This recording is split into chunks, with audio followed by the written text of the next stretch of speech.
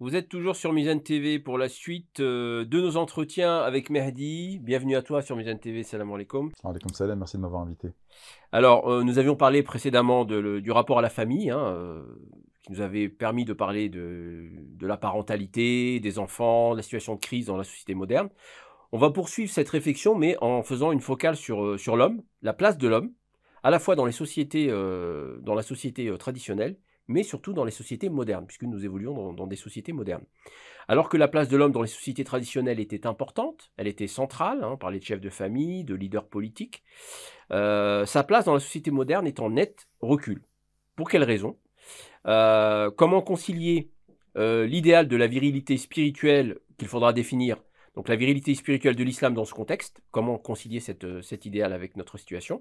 Comment traduire le modèle, dans un contexte religieux, le modèle prophétique du mari, du père, de l'imam? Avons-nous des exemples et as-tu une méthode à nous proposer? Voilà. Donc, quelle est la place, quelle est ta vision de la place de l'homme dans la société moderne, avec bien sûr une comparaison sous-jacente avec la société traditionnelle? Je te laisse introduire. Alhamdulillah, wa salatu wa salam ala rasulillah wa ala alihi wa sahbihi wa man walah. C'est un sujet qui est très polémique, faut le savoir.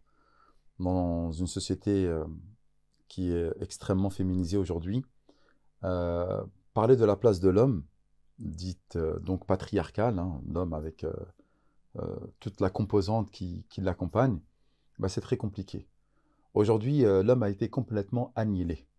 L'homme n'est plus viril, l'homme n'existe plus. L'homme est devenu, entre guillemets, hein, je parle à travers ce que l'on voit dans la société moderne, l'égal de la femme, bien que ce soit complètement faux. Ça, c'est mon postulat de base. L'homme et la femme sont vraiment euh, deux individus distincts. Au début, lorsque je parle bien entendu de la, comment dirais-je, de la situation traditionnelle, jusqu'à ce qu'il y a très peu de temps, moins d'un siècle, hein, l'homme était central dans la société. Et la femme venait l'accompagner, justement, dans dans la vie courante. La femme était une sorte de partenaire de l'homme, jusqu'à très peu, où là, la femme maintenant existe par elle-même, où la femme a son propre rôle dans la société, ce qui n'est pas une mauvaise chose, hein. Je ne suis pas en train de dire que faut revenir aux temps ancestraux. Parce que la femme, beaucoup de femmes, pardon, j'échange avec toi, beaucoup de femmes considèrent que la femme globalement avait été reléguée dans les temps anciens, qu'elle devait s'éclipser systématiquement derrière son mari et qu'elle devait servir son mari. Servir pas au sens usuel du terme, mais être au service de son mari, c'est-à-dire même au niveau social, et que finalement la modernité rééquilibre un peu cette injustice multiséculaire. J'entends très bien ce que tu dis. En réalité, il faut faire une différence entre la culture et le culte. La culture fait en sorte que la femme, effectivement, a été reléguée au second plan. Et ça, on le voit traditionnellement parlant dans l'histoire de l'islam et des musulmans. Mais culturellement parlant, la femme a une place principale au sein de la société musulmane. En tant que savante, déjà. Avec Aïcha, c'est l'une des personnes qui a apporté le plus de hadiths du prophète alayhi salatu wassalam, et elle était juriste. Et d'éminents compagnons allaient la voir, justement, sur des questions de jurisprudence. Ok, c'est facile, ça c'était à l'époque. Même plus tard, parce que regarde Fatima Fihriya, c'est elle également qui a été extrêmement érudite et qui était versée dans les sciences du savoir, qui échangeait avec Al-Kindi et qui a créé, après la Zaytouna, la première université islamique à Fès. Et jusqu'à aujourd'hui, cette université fonctionne, est en activité. On regarde la femme également de manière générale, a toujours été là pour aider son mari dans l'établissement soit de la famille traditionnelle et même de la société. La femme a toujours fait partie intégrante de la société. Ça, c'est dans le monde musulman d'un point de vue culturel. Ensuite, il y a la réalité. Lorsqu'on voit ce qui s'est passé, surtout ces dernières années, avec l'Iran, avec l'Afghanistan et les talibans, entre autres, hein, parce que c'est là les cas les plus extrêmes, et c'est ce que tout le monde en fait reproche. Regardez la burqa, regardez les talibans, regardez en Iran, comme à la fin on n'a pas le droit de citer, il faut regarder également l'extrême qui a été auparavant. L'Arabie Saoudite aussi, où la femme n'a pas le droit de L'Arabie Saoudite, conduire. effectivement, oui, et là maintenant ça a changé. Il y a eu, là il y a énormément Oui, de je choses veux qui dire changent en Arabie Saoudite. Oui, dans oui, le longtemps, dans le. pendant une cinquantaine d'années, ça s'est passé comme ça. On regarde toujours ces trois cas, mais lorsqu'on regarde la femme indonésienne, la femme marocaine, tunisienne, algérienne également, qui a participé même à la libération de la colonie, de la colonisation française. Lorsqu'on regarde la femme libyenne, lorsqu'on regarde même les femmes africaines, etc., on se voit que dans les sociétés musulmanes, la femme avait une place intégrante. Mais qu'est-ce que l'on fait? On montre toujours du doigt la tache, d'accord, sur un grand tissu blanc. Qu'est-ce que tu vois? Ah tiens, je vois une tache. Mais on ne voit pas en fait le fait que le tissu est immaculé de blanc derrière. La femme a une place intégrante au sein de la société. Lorsqu'on regarde l'Afghanistan, lorsqu'on regarde l'Iran, il faut regarder également que dans les années 70, il y avait une libération des mœurs complètement totale et qu'on avait annihilé l'identité tribale, culturelle, islamique de l'Afghanistan et de l'Iran. Donc un extrême en appelle tout le temps un autre. Regardez à l'époque du Shah d'Iran, on voit certaines vidéos des années 70, les femmes étaient en mini-jupe, c'était l'alcool à volonté, c'était les cinémas à Kaboul, c'était des choses qui étaient extraordinaires. Mais encore une fois, toujours lorsqu'il y a un extrême, lorsqu'on essaye d'annihiler l'identité d'un pays, d'une entité, eh bien on se retrouve à avoir un autre extrême. Et pourtant, le niveau d'éducation dans la société iranienne après la révolution de 79 était très élevé, puisque dans les universités, il y avait énormément de femmes et il y a eu un programme de développement pour l'éducation féminine. Donc même dans cet exemple-là, alors il y a comme une différence avec l'Afghanistan, Oui. le niveau d'éducation, d'instruction et le niveau d'élévation sociale des femmes a été quand même assez important. Sans aucun doute, on voit que de grands médecins, de grandes chercheuses également, que ce soit dans le domaine de la médecine, de l'astrologie, en Iran, on le voit. Donc pourquoi? On voit très bien que la femme a une part intégrante au sein des sociétés musulmanes. Mais nous, on parle de l'annihilation de l'homme. L'homme a été annihilé, on lui a volé sa virilité. De quelle manière? Au début, il y avait des métiers dits, comment dirais-je, manuels. Et les métiers manuels tendent à être de moins en moins présents. Il y a une automatisation des métiers, que ce soit à l'usine, une femme peut faire exactement le même métier qu'un homme. Il y a également les métiers tertiaires, où on va se retrouver avec un bureau où il n'y a que du cérébral, et donc on va se retrouver à voir les hommes et les femmes en train de faire exactement le même métier, aller dans les mêmes bureaux, avoir parfois même les mêmes fonctions, que ce soit les fonctions de RH, d'informaticien, d'ingénieur, de commercial, etc., etc. Et donc, à cause de cette perte, on va dire, physique de représentativité de l'homme, on a mis l'homme et la femme sur un même pied d'égalité. Mais en réalité, encore une fois, lorsqu'on regarde les métiers dits difficiles, d'accord, manuels, comme le bâtiment, comme les métiers de métallurgie, comme les métiers en fait où on demande vraiment de la force physique de l'homme, ben, les femmes sont extrêmement peu représentées. Et là, on revient encore une fois à cette différence entre l'homme et la femme. Donc, l'une des causes qui a fait en sorte que l'homme perde sa place au sein des sociétés dites modernes, donc occidentales, c'est qu'on se retrouve à avoir des personnes qui vont justement mettre sur un même pied d'égalité, financière, économique et donc même intellectuelle, parce que c'est vrai, hein, dans ce cas-là, l'homme et la femme vont être pareils. Et lorsqu'on ramène cela à la maison, eh ben, en fait, la femme a exactement autant de droits que l'homme. Elle paye, si ce n'est plus, le loyer, elle participe aux tâches ménagères, et donc l'homme est appelé également à participer aux tâches ménagères.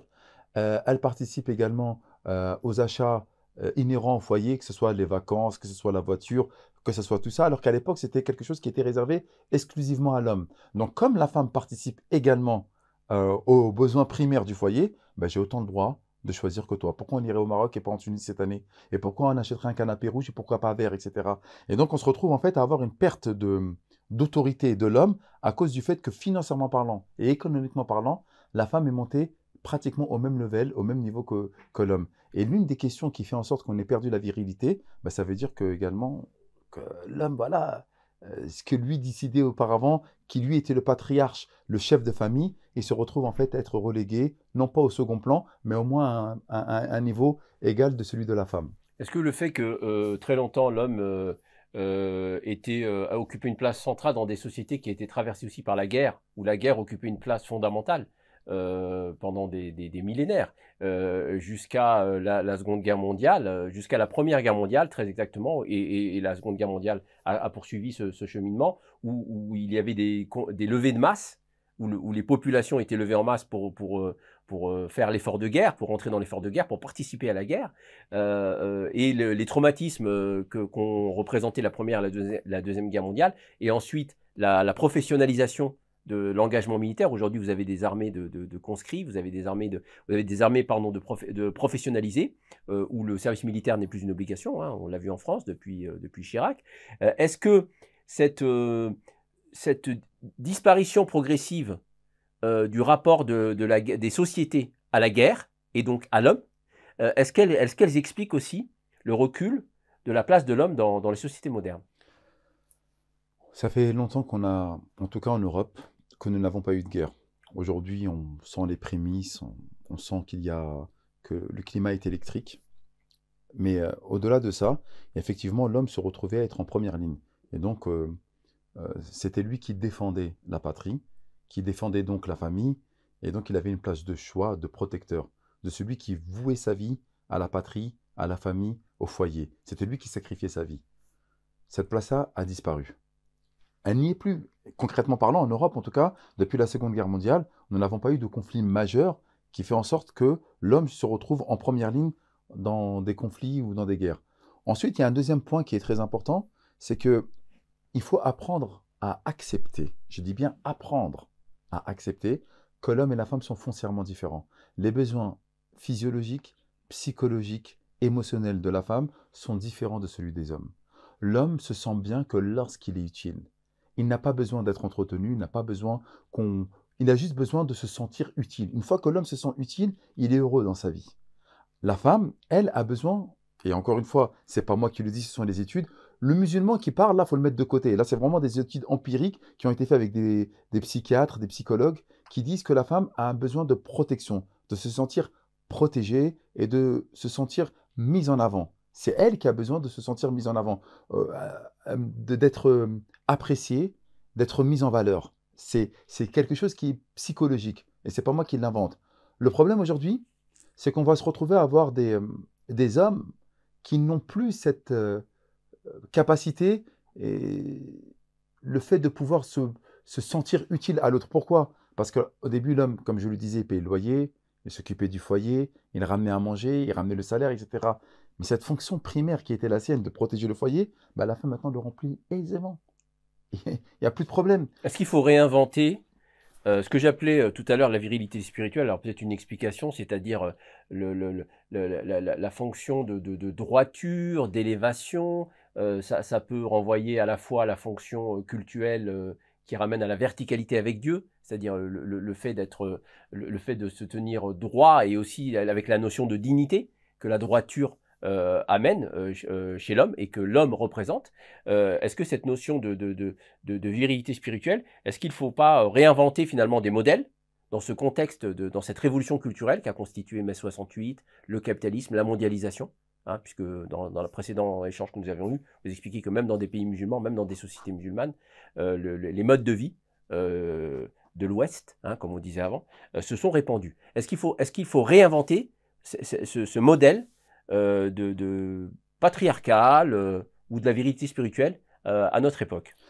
Il y a une chose qui est très intéressante dans ce que nous sommes en train de vivre, c'est que la virilité spirituelle est représentée par l'incarnation même de l'homme, à savoir le prophète alayhi salatu wassalam. Comme il nous le dit Allah subhanahu wa ta'ala, laqad kana lakum fi rasulillahi uswatun hasana. Vous avez l'exemple du prophète le plus parfait des modèles. Donc, la virilité spirituelle, si tu veux regarder quelqu'un de viril, et spirituellement parlant, et surtout dans sa place de l'homme, avec un H majuscule, dans la société, dans la famille, avec les autres. Avec la beauté aussi. Il y a une notion de beauté dans cette notion de virilité. Exactement. Ben, tu regardes la figure emblématique du prophète, alayhi salatu wassalam. Une fois que tu as regardé cela, ben là, on tombe forcément dans le patriarcat le plus abouti.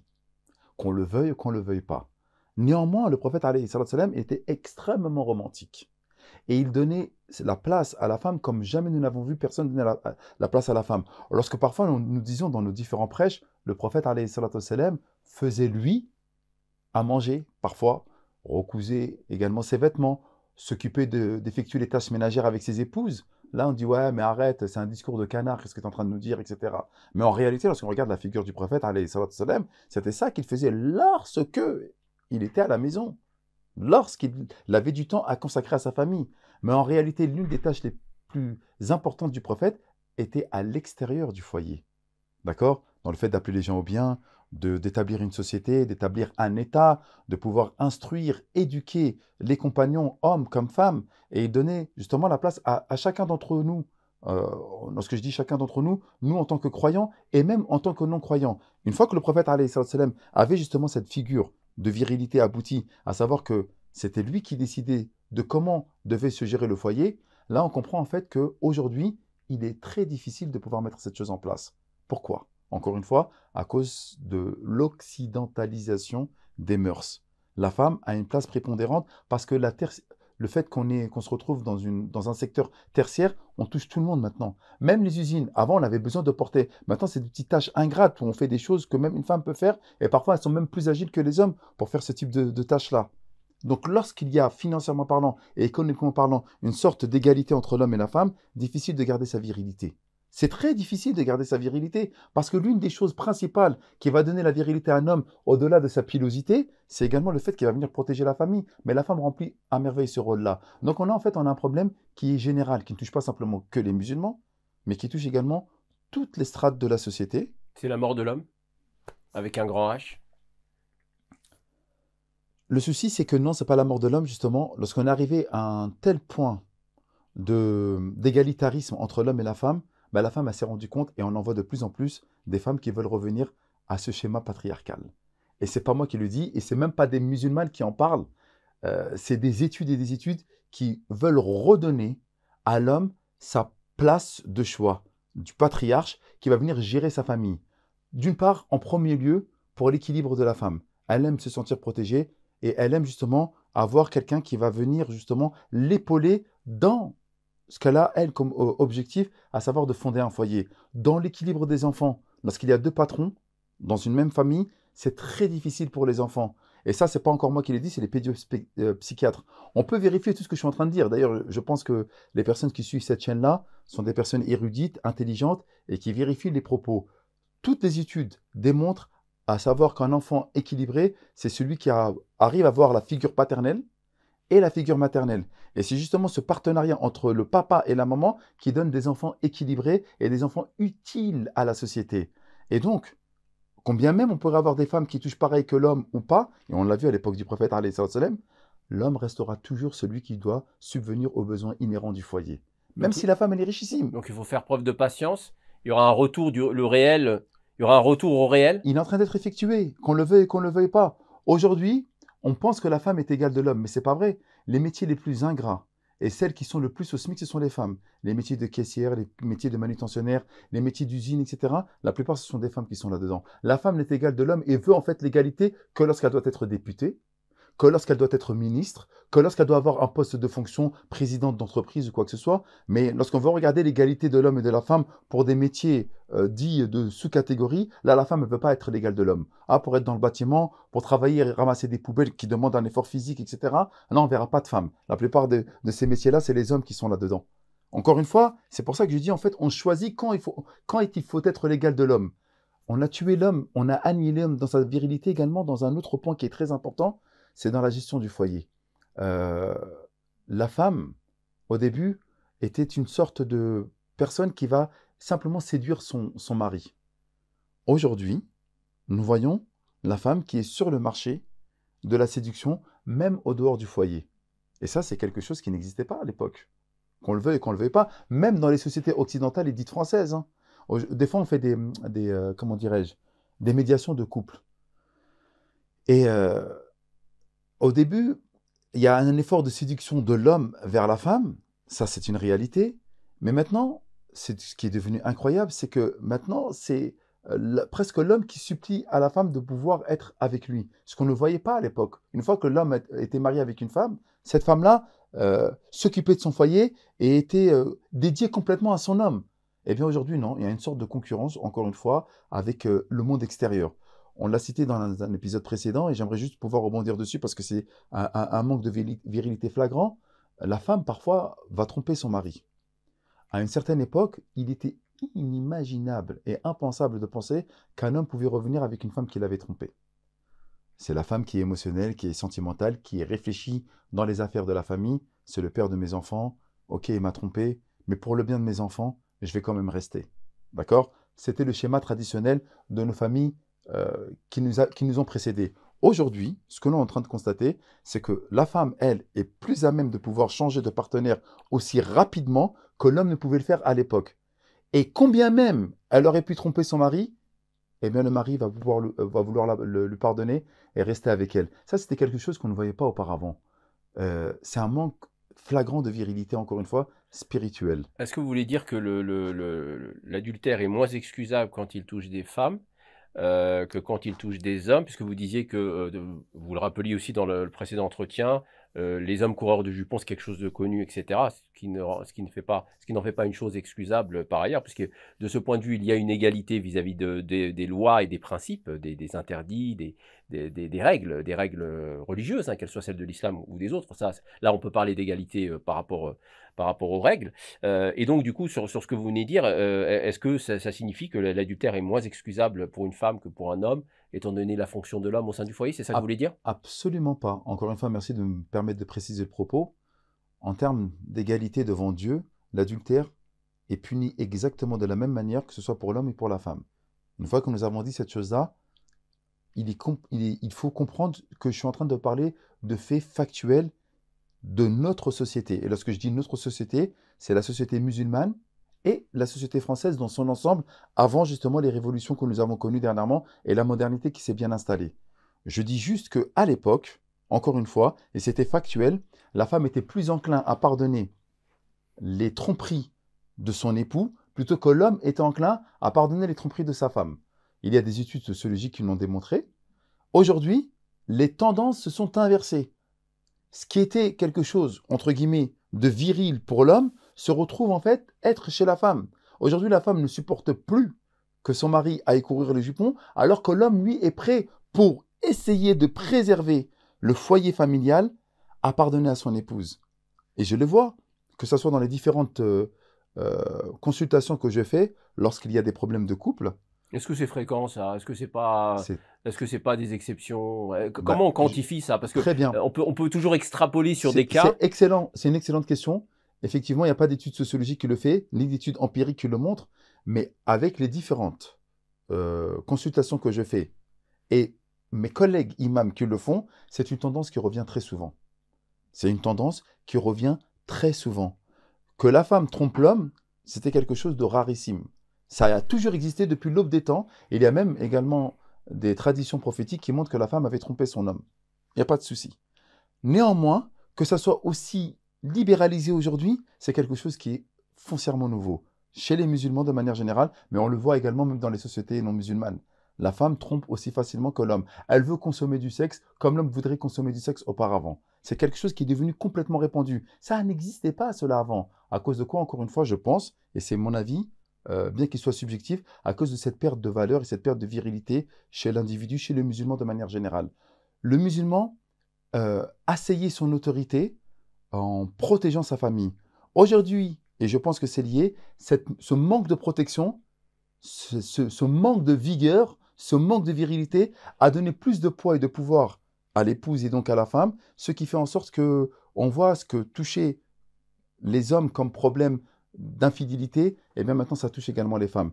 Ça ne veut pas dire que je suis en train de justifier l'un ou l'autre ou que j'excuse l'un ou l'autre.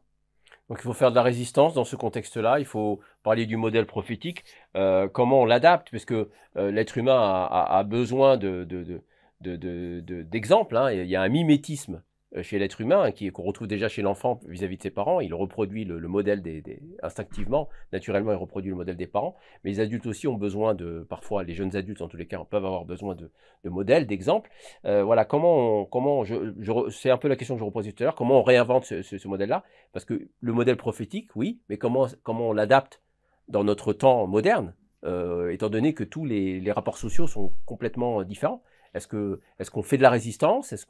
Voilà, quel est le mode d'emploi? Le mode d'emploi est qu'aujourd'hui, nous n'avons jamais été aussi connectés, nous n'avons jamais eu autant de pouvoir d'interaction avec les autres, hommes et femmes d'ailleurs, même pour toucher dans le domaine de l'adultère ou de la fornication, mais nous n'avons jamais été aussi seuls. C'est paradoxal. En fait, plus il y a une demande prolifique qui existe, et plus les personnes vont se retrouver seules. Parce que une aventure d'un soir ne veut pas dire qu'en fait qu'on va se sentir heureux. Ok, peut-être qu'on va apporter le besoin physiologique, mais l'homme n'est pas fait et la femme ne sont pas faits simplement que de corps. Il y a un équilibre mental, affectif, sentimental, émotionnel, bien entendu sexuel, mais si on prend que le sexuel, c'est ce qu'on est en train de voir avec les différentes applications ou les différentes tendances que nous sommes en train de voir, ça ne comble pas le manque abyssal que l'homme comme la femme a besoin. Et aujourd'hui, on constate qu'il y a des femmes qui ont fait les 400 coups, qui ont vécu pleinement leur beauté, qui ont eu différents partenaires. Et je parle de la musulmane et de la non-musulmane, encore une fois. Je parle même de celle qui n'a absolument aucun rapport avec l'islam, qui ne croit même pas en Dieu. Arrivée à 40 ans, elle se rend compte en fait du besoin d'avoir une famille, des enfants et d'avoir un foyer, un équilibre familial. Et elle le voit. Et là, elle se rend compte que, effectivement, le mariage, c'était quelque chose de bien. De vivre avec un mari, même s'il avait une autorité par rapport à sa protection, c'était pas si mal que ça, en fait. Parce que maintenant, je vais pouvoir vieillir et vivre ma vie, ma seconde vie. Parce que nous, on pense quelque part qu'on est perpétuellement éternel. C'est ce que nous font miroiter les réseaux sociaux et c'est ce que nous fait miroiter justement cette modernité. On est dans une sorte de transhumanisme où on pense qu'on va être éternel à travers les réseaux. On peut faire croire à n'importe qui, à n'importe quoi, avec des filtres, avec la caméra, avec les voix qui peuvent se changer, surtout avec l'intelligence artificielle. Aujourd'hui, on peut faire croire n'importe quoi. En réalité, non, nous sommes finis. Et lorsqu'on est belle ou lorsqu'on est beau, on se rend compte que lorsque j'arrive à 40 ans, que je commence à avoir des cheveux poivre sel, ou lorsque la femme commence également à dépérir à partir d'un certain âge, on se dit, ok, mais c'était bien joli lorsque j'étais dans la période de jeunesse, mais maintenant, qu'est-ce qu'il me reste? Et la modernité nous fait croire qu'en fait, qu'on est éternel. On ne veut plus miroiter cette vie après la mort. Et c'est ça qui pose problème dans la virilité de l'homme. C'est quoi un homme ne peut pas être viril s'il reste gamin dans sa tête. Aujourd'hui, des papas se retrouvent encore à faire des soirées PlayStation, se retrouvent encore à aller jouer au foot, se retrouvent encore à vivre à travers les yeux de leurs enfants pour aller au Parc des Princes, aller voir tel ou tel joueur, alors que l'enfant, lui, il n'a pas besoin d'avoir un ami, il n'a pas besoin d'avoir un copain, il a besoin d'avoir une figure patriarcale qui va lui montrer comment s'installer dans la vie d'adulte. Ça n'existe plus. Et c'est devenu catastrophique dans le fait que la figure paternelle, la figure virile, celle qui va venir protéger la famille, celle qui va donner le tempo, l'orientation, qui va être la boussole, le guide, le phare pour la famille, justement, tout cela est représenté sous cette virilité, comme tu l'as appelé, spirituelle, eh bien, elle n'existe plus. Parce qu'à cause des réseaux, encore une fois, à cause de la modernisation, à cause de cette promesse d'éternité à travers les réseaux, ben en fait, les gens ne veulent plus grandir. On ne veut plus vieillir. On voit les femmes, elles ne veulent plus vieillir. On voit les hommes, même à 40 ans, 50 ans, on les voit d'ailleurs ringards, ils s'habillent encore comme à l'époque.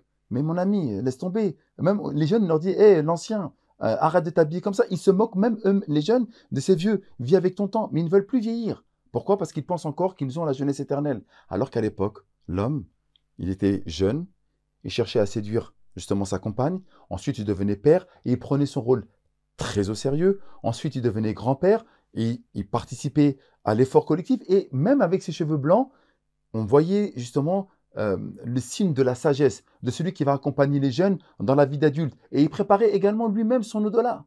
Il savait qu'il était fini et qu'il fallait qu'il vive à chaque période de sa vie, sa vieillesse, son âge adulte, le rôle de père, le rôle de mari, pleinement. Or là, aujourd'hui, on voit des personnes qui sont bloquées, surtout les hommes par rapport à leur virilité, dans l'adolescence. Ils ne veulent absolument pas vieillir. Voir des personnes de 45 ans encore faire des tournois de PlayStation ou encore jouer à Fortnite ou des choses comme ça, je me questionne sur le fait que effectivement les femmes ne trouvent plus chaussures à leurs pieds. L'une des questions qui me revient le plus souvent, et je vois beaucoup de femmes qui essaient de se marier, il n'y a plus d'hommes. C'est vraiment quelque chose qui revient énormément. Il n'y a plus d'hommes. Elles ont l'impression de voir que des gamins ou des personnes qui veulent vivre dans des temps anciens ou qui ne veulent absolument plus justement assumer le foyer. Elle gagne très bien sa vie, elle dit je suis prête à mettre en parenthèse ma vie professionnelle pour m'occuper de mon mari et de mes enfants. J'ai mes diplômes, je gagne très bien la vie, mais je veux au moins trouver quelqu'un qui va assumer le foyer. Ben non, il n'assume plus, puisque dès le début, il dit tu gagnes de l'argent, je veux que tu travailles. Et on fait tout moitié-moitié. Ben, je suis désolé, ça c'est un manque de virilité flagrant. Et ça, c'est quelque chose qui existe dans notre société. À cause de quoi? Peut-être à cause de la féminisation de la société, où la femme veut être l'égale de l'homme, et que l'homme a été content justement de pouvoir se débarrasser du fardeau, de la responsabilité de gérer un foyer. Alors, quel est le rôle du discours religieux alors, on va parler d'islam, parce que c'est ce qui nous intéresse aussi dans cette discussion. Quelle peut être la contribution du discours religieux islamique français aujourd'hui, parce qu'on entendait souvent dire que les musulmans finalement avaient conservé leur foi en Dieu, leur attachement à des valeurs morales, familiales, conservatrices. Ça, c'est des choses qu'on peut entendre parfois de la part de certains non-musulmans qui réfléchissent sur ces questions-là. Mais comme vous l'avez très bien expliqué aussi dans les deux entretiens, enfin dans cet entretien dans le précédent, les musulmans sont aussi perméables aux influences de la société que les autres. Ce sont des humains au même titre que les autres. Donc finalement, quel peut être le rôle du discours religieux islamique en France dans cette restauration, revivification du rôle de l'homme traditionnel au sens le plus fondamental, le plus universel du terme. Voilà. Est-ce que le discours religieux a une carte à jouer là-dessus? Forcément que le discours religieux a une carte là-dessus. Pourquoi? Nous l'avons vu dans les deux entretiens, que l'une des causes majeures de cette perte identitaire et de l'éclatement de la famille traditionnelle, et donc du rôle alpha, du mâle alpha, de l'homme alpha qui va gérer justement sa famille, c'est cette société extrêmement hédoniste, où en fait, on efface peu à peu les responsabilités de chacun pour tendre vers un individualisme exacerbé. Elle est là la réalité. Je ne veux plus vivre pour les autres, je ne veux plus être au service de ma famille, de mon foyer, c'est d'abord moi qui dois primer. Et c'est ce qu'on voit. Des fois, il y a des couples, justement, les cas de divorce sont devenus légion aujourd'hui. Pourquoi? Parce que je me sens mal avec lui. Qu'est-ce qui va pas? Je ne sais pas. Euh, je n'arrive pas à trouver la meilleure version de moi-même avec mon mari. Il est autoritaire, c'est ça? Ou il est trop autoritaire, ou je me sens pas bien avec lui. Ça revient très souvent, très très souvent. Et cette réalité concrète nous indique que, en revenant à la religion, ça permet quoi? En revenant au spirituel, mais surtout revenant au mode d'emploi coranique. Cela nous permet de quoi? Nous permet de voir en fait que euh, ce sont des phases de vie. Au début, on l'a très bien vu, l'homme, il est coq, il est là, etc. Mais très vite, on voit que le partenariat interagit. Et que ce qui était exclusif comme autorité à l'homme, en fait, on voit que c'est l'homme et la femme, voire très souvent même, parce qu'on arrive à un certain âge avancé, que la femme a une place prépondérante au sein de la famille. Et on voit même que ce système patriarcal se retrouve en fait à une sorte de partenariat entre l'homme et la femme, le grand-père et la grand-mère. Que ce soit à travers le manque de virilité ou que ce soit à travers le fait qu'on mette nos parents dans les maisons de retraite. Les enfants, on les met vite à la maternelle. Les adolescents, on les met vite dans les écoles privées ou à l'étude, etc. On se débarrasse de nos responsabilités pour s'occuper de ce qu'on pense être nous, se faire miroiter ce faux semblant de vie, notre vie individualiste matérielle. Remarque, on se débarrasse de tout le monde. Alors, quels sont les avantages qu'on peut mettre en avant dans le discours sur justement l'intérêt et la pertinence de revenir à un certain nombre de fondamentaux et de vertus de la place de l'homme dans la société? Essayer de convaincre, s'il fallait convaincre. C'est très simple. Dieu le dit dans le Coran, à chacun sa place, à chacun sa responsabilité. Avant de pouvoir parler des responsabilités des autres, il faut parler d'abord de sa propre responsabilité. À chaque fois, Allah nous enjoint dans le Coran à prendre ses responsabilités. Dans le fait de Qu anfusakum wa ahlikum nara, protégez-vous, vous d'abord.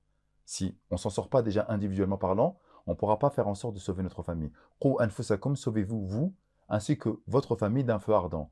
Le prophète Ibrahim, lorsqu'il faisait une invocation, il dit Allahumma rabbi ja'alni muqima salata min dhurriyyati. Fais en sorte que je puisse d'abord, moi, accomplir la prière et ensuite ma descendance. En réalité, il faut d'abord se définir soi-même. La réalité, c'est qu'est-ce que moi je veux faire de cette vie.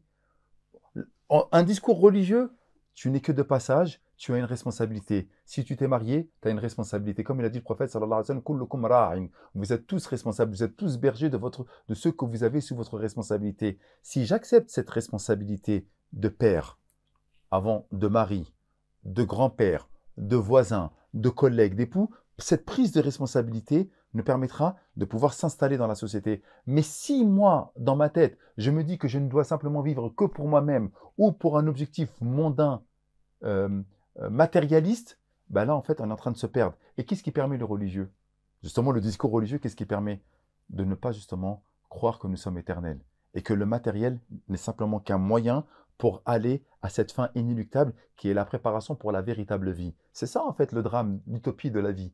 L'utopie de la vie, le drame de la vie, c'est qu'on pense que cette vie est éternelle, elle est tellement réelle, mais en réalité, tout ce que nous voyons comme bienfaits en termes de femmes, d'enfants, de richesses, de biens matériels, etc., ne sont simplement que des accomplissements pour pouvoir intégrer la vie future, qui est la vie de l'au-delà. Et si on arrive à faire la distinction entre les deux, d'où le rôle des rabbins, des prêtres, des imams, c'est de dire en fait, attention, cette vie-là, elle est belle, elle nous fait miroiter énormément de belles choses, mais on n'oublie pas que nous sommes simplement que de passage. Et il est là le drame de la vie. Et c'est vraiment un drame ce que je suis en train de dire. Parce qu'on est tellement bien installé dans nos familles, dans les biens matériels, etc. Et qu'en réalité, on oublie le rôle premier que nous avons, à savoir que nous devons remplir notre rôle. Nous sommes des hommes, ben nous avons un rôle de père, nous avons un rôle de frère, nous avons un rôle de fils. Et dans toutes les strates de la famille et de la société et du temps qui nous est imparti, ce rôle doit être exacerbé. Or, nous, on s'est figé dans le temps, la jeunesse, où tout est facile, où tout est beau, où tout est découverte, et on pense qu'on aura toujours une vie de plaisir. Ça, c'est une catastrophe. Pour finir, peut-être, si vous aviez 3 conseils à donner à nos jeunes auditeurs, de jeunes hommes ou des adolescents qui se rapprochent de l'âge adulte et qui se posent des questions sur ce que c'est qu'être un homme, voilà, et qui observent un peu toutes les dérégulations que vous avez abordées. Voilà, quels sont les conseils que vous leur donneriez justement pour assumer leur virilité, leur humanité au sens de l'homme, dans ce contexte un peu chaotique? C'est magnifique. Mon premier conseil que j'aimerais pouvoir donner, justement, aux jeunes hommes, ainsi que ceux qui sont déjà mariés et qui sombrent dans les problèmes, de prendre leur place d'homme. Et donc, qu'est-ce que c'est? C'est d'être utile à sa famille, dans la protection. Être utile. C'est quoi être utile? C'est de montrer à son épouse et à ses enfants qu'il a un rôle à jouer et qu'il est là pour les protéger. C'est hyper important. Être utile, c'est également ce que nous dit le prophète, alayhi salatu wassalam, c'est le fait que plus tu es utile aux gens, plus tu vas être aimé d'Allah Azzawajal. Et l'une des choses les plus importantes, encore une fois, comme nous l'avons dit dans un précédent épisode, c'est d'être utile à sa famille. Le deuxième conseil que j'aimerais donner, c'est de rester ferme dans ses convictions. C'est-à-dire d'être dans la séduction la plus aboutie, mais de savoir exactement où on met les pieds. Or, malheureusement, aujourd'hui, nous voyons que les jeunes ne savent pas où ils vont. Ils ne savent même pas quel métier ils vont exercer. Ils ne savent même pas leur place dans la société. Ils ne savent même pas de quoi demain il va être fait. Le fait d'être dans l'expectative la plus exacerbée, ben, ça ne rassure pas justement la gente féminine. Ça ne rassure pas non plus les beaux-parents. Ça ne rassure pas non plus les collègues. Donc, de savoir où l'on va, identitairement parlant, qui je suis et qu'est-ce que je dois faire au sein de cette société est une chose qui est primordiale. Et enfin, la troisième des choses qui va leur permettre de montrer justement toute leur disposition à être un homme avec un grand H, c'est le fait d'être fermement ancré dans la religion. Ça ne veut pas dire être extrémiste. Justement, être fermement ancré dans la religion, c'est tout le mizan, comme il nous dit Allah subhanahu wa ta'ala dans Surat Ar-Rahman. C'est l'équilibre en fait. Être ferme dans sa religion, c'est quoi? C'est de ne pas croire en une partie du livre et rejeter une partie du livre, de ne pas prendre cet islam à la carte. Il y a des principes élémentaires dans la religion, à travers la vie du prophète, à travers la vie des compagnons et d'éminents personnages qui ont jalonné la vie de l'islam et des musulmans, et de les prendre pour modèle. Parce qu'en réalité, on ne réinvente pas la roue.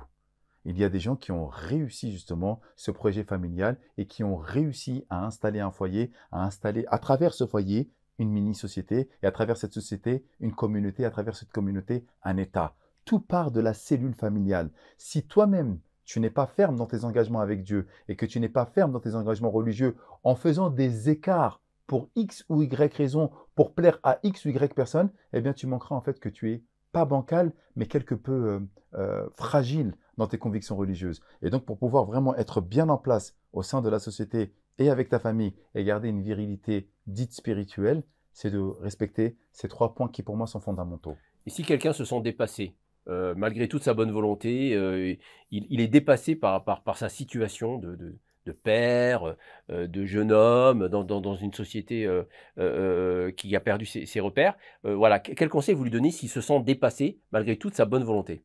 Tu n'es pas seul. On n'est pas dans une société individualiste. Si tu te sens dépassé, va voir tes frères et sœurs qui ont réussi et qui sont là pour t'aider.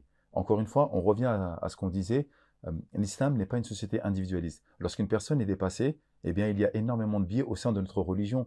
Il y a les grands-parents, il y a les oncles, il y a les frères et sœurs, il y a l'imam de la mosquée, il y a la fraternité islamique qui s'installe pour pouvoir aider. D'ailleurs, c'est ce que nous dit Allah subhanahu wa ta'ala. Même s'il y a un problème dans un couple, Dieu nous donne le mode d'emploi. Allez voir une personne de sa famille, et une femme, et une personne de sa famille, homme, et quelqu'un qui va juger entre les deux. C'est-à-dire en fait que Une médiation, quoi. il y a cette médiation pour les problèmes de couple, il y a également cette aide. Lorsque Ali il avait besoin de se marier avec la fille du prophète Fatima, eh bien, qu'est-ce qui s'est passé? Il y en a un qui s'est occupé de la walima, de faire le repas, l'autre il s'est occupé de pouvoir ramener la dot. Et en fait, on se rend compte que nous sommes une communauté. Mais il est là le problème. C'est qu'en fait, on est en train de nous faire miroiter que si tu as un problème, c'est ton problème. Tu es dépassé, tu es tout seul. Absolument pas. Nous sommes une communauté et le problème est commun. Le problème, il doit être mutualisé à chacun d'entre nous. Et c'est pour ça que l'un des principes fondamentaux de notre religion, la yu'minu ahadukum hatta yuhibba li akhihi ma yuhibbu li nafsihi. Personne d'entre vous n'aura véritablement une foi complète que lorsqu'il aimera pour son frère ce qu'il aime pour lui-même. Donc il n'y a pas de honte à aller demander de l'aide. Je suis dépassé et c'est complètement normal dans une société où l'individualisme est exacerbé. Donc si tu es dépassé, sache que c'est normal. Tu n'es pas quelqu'un qui a raté, qui a échoué ou que tu es mauvais dans tes choix. Non, c'est complètement normal. Par contre, n'hésite pas à demander de l'aide. Il y a des gens qui sont là pour ça. Il y a des imams, il y a des psychologues, il y a des médecins, il y a des pères de famille, il y a des personnes riches qui peuvent t'aider pour pouvoir justement t'en sortir dans le problème que tu as. Ça, c'est une réalité. Mais malheureusement, encore une fois, ta question euh, trahit justement un problème sociétal flagrant au sein de la communauté musulmane, c'est que mon problème, ça doit être que le mien. Et c'est pour ça que nous voyons un taux de suicide, alors qu'on sait que le suicide est gravissime dans la religion islamique. Et j'ai vu, dernièrement, je reviens des Terres Saintes, ne t'inquiète pas maman, ne t'inquiète pas papa, si je me suis suicidé, c'est pas à cause de vous. Il avait 15 ans. Et on voit de plus en plus de jeunes enfants qui sont en train de se suicider. Pourquoi? Parce que, encore une fois, c'est exactement ce qu'on disait depuis tout à l'heure, c'est une société individualiste. Les parents ne sont plus là, la mère travaille, le papa travaille, les frères et sœurs, chacun va qu'à ses occupations, et il avait une sœur jumelle en plus. Les frères et sœurs travaillent et va qu'à ses occupations, et c'est le deuxième cas que je vois, hein. Il y a 3 ans également, c'était 2 frères jumeaux, et ils étaient tous assis dans le salon, et il est venu, il s'est jeté devant tout le monde du 3e étage, la tête la première. Subhanallah. Et encore une fois, c'était un frère jumeau. Donc on se dit, ouais, mais c'est des jumeaux, donc ils sont proches l'un de l'autre, etc. Mais il y en a un qui craque et l'autre qui craque pas. Pourquoi? Parce qu'en fait, nous sommes dans cette société individualiste. En réalité, ça ne marche pas. Le manque de virilité est dû également à celui-là, parce que cette virilité, un homme ne peut pas faire l'impossible. Et lorsque l'homme se sent démuni dans le fait de protéger sa famille et qu'il essaie de regarder à droite, à gauche, parce qu'on ne peut pas vivre tout seul. Nous ne sommes pas faits pour Et vivre qu'il tout ne seul. trouve pas Et qu'il la ne main trouve tendue qui va l'aider. exactement, ben, il se recroqueville sur lui-même et il va se dire, mais qui va m'aider? Et là, après, voilà, il se retrouve castré, il se retrouve proscrit sur lui-même, il se dit, mais comment je vais faire pour pouvoir m'en sortir? Et il est là le gros problème. Donc en réalité, ce problème de manque de virilité est avant tout, et surtout je pense, un problème sociétal où nous ne sommes plus dans une sorte de communauté qui va gérer les affaires individuelles et collectives des gens, mais nous sommes dans une société individualiste où chacun pour soi et Dieu pour tous. Merci Mehdi pour cette explication, ce décryptage et cette analyse sur la place de l'homme dans la société moderne et quelques conseils pour essayer justement de retrouver cette virilité spirituelle qui fait défaut et qui manque, hein, qui est ressentie comme un besoin, non seulement par les hommes mais par les femmes. Merci encore une fois à tous nos auditeurs pour leur fidélité, hein, et soutenez notre travail. Et encore une fois, si vous avez des remarques, des questions ou des observations à ajouter à cet entretien, le fil de commentaires est ouvert pour vous. Voilà, merci beaucoup et à très bientôt pour un autre entretien sur Mizane TV. Merci à vous.